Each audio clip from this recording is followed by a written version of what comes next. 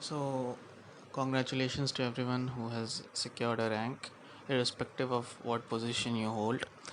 The thing is, I will give a very short talk on what rank or what rank will fetch you, what branch or what campus.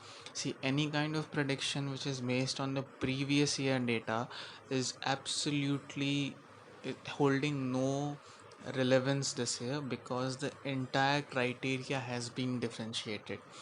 The last time it was a competitive examination, this year it's a board score.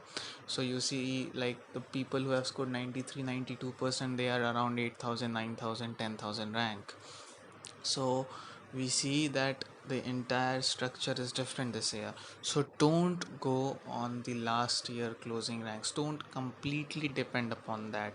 If this would have been a competitive exams, that would have given you a fair sort of idea, but this year it's not the case. You guys, irrespective of your rank, even if your rank is 17, 18,000, the entire counseling process is online. Sit in the counseling process, apply your options, choose your options wisely, because mostly the closing ranks are tend to fall drastically this year due to the selection procedure.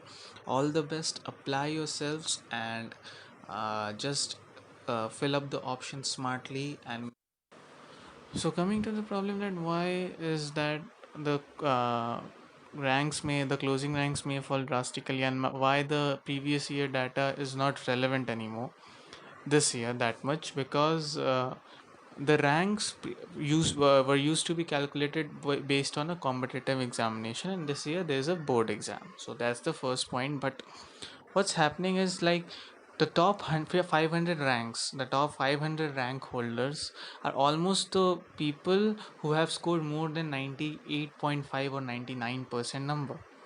Okay, now in the top 5,000 there are people who have scored more than 95 or 96% number. The people who have scored 93, 94% have ranked 7,000, 8,000. So the people who have scored more than 95% means the people who are in the top 1 5,000 category have more options, and they have more varied career choice than choosing QSAT BTech. So there's and normally till previous year, till 5,000, all the top branches of the first campus, that was CS, IT, and EC and CFT, were completely filled. But this year this trend may not be seen.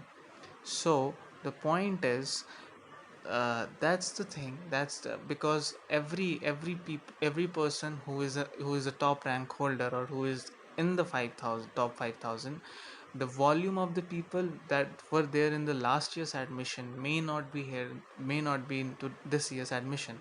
So that may be a beneficial point for those who are a good scorer of boards like 93, 94%, but they are ranked at 6,000, 7,000, or 8,000.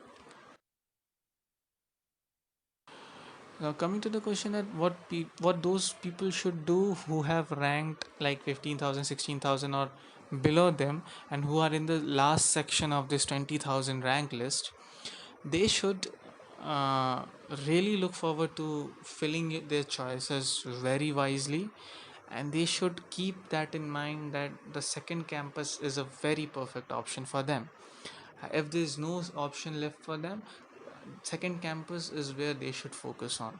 And let me tell you, uh, the 4 years you will spend there will be a good time, good college time you will have. And the entire placement thing, everything happens together. So the at the time of placements, the SOE and the QSEC people sit together in the placement, so there's no difference in placements at all. So second campus is a good option for them. Even if they want that, they want to come to first campus, they should take chance in the option filling. They should keep their higher priority as a first option with the first campus if they want, or they can keep the second campus if they want.